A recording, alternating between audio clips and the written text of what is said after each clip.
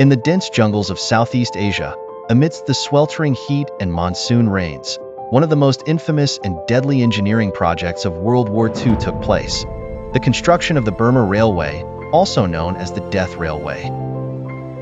Built by the Japanese Army using forced labor from Allied prisoners of war, POWs, and Asian civilians, this 258-mile railway was intended to connect Thailand and Burma, now Myanmar, to support Japan's war effort. The project was a living nightmare. The laborers, working under horrific conditions, suffered from malnutrition, disease, and relentless beatings. Thousands died along the route, their graves swallowed by the jungle. But amidst the tales of brutality, there emerged another, stranger story, one that lingered like a shadow over the construction camps. It was a story told in hushed voices by the POWs and the local workers, the legend of the ghost train. In July 1943, as the railway neared completion, a series of strange incidents began to unfold. Late one night, during the monsoon season when the rains had turned the jungle into a swamp, a small work camp near the remote station of Namtok heard the distant, eerie sound of a steam engine chugging along the unfinished tracks. This was impossible. No trains were supposed to be running through that section of the jungle, especially in the dead of night. The tracks were still being laid, and the line was incomplete. Yet the sound grew louder, unmistakable. The rhythmic clatter of wheels on rails, the hiss of steam, and the faint echo of a whistle.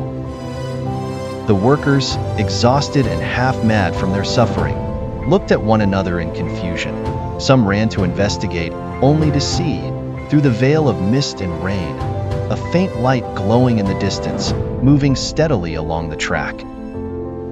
As they watched in stunned silence, a ghostly locomotive emerged from the darkness, pulling a string of dilapidated carriages.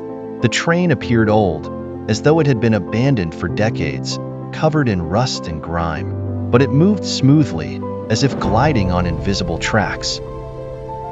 Through the windows of the carriages, shadowy figures could be seen. Silent, motionless passengers who stared out with vacant eyes. The train passed by without slowing, disappearing into the night just as mysteriously as it had appeared. There was no sound of brakes or screeching metal, only the fading echoes of the wheels clattering on the rails. The workers were left paralyzed with fear. The Japanese guards, normally brutal and unforgiving, were unnerved as well. They barked orders to return to work, but there was a tremor in their voices. Whispers of the ghost train spread through the camps, with stories of it making unexpected appearances at various points along the railway, always at night, always in the rain. As the sightings continued, rumors grew that the ghost train carried the souls of those who had perished during the construction of the railway, both the POWs and the countless Asian laborers who had died in agony under the oppressive conditions. It was said that the train was cursed to endlessly travel the unfinished tracks, ferrying the restless spirits who could find no peace.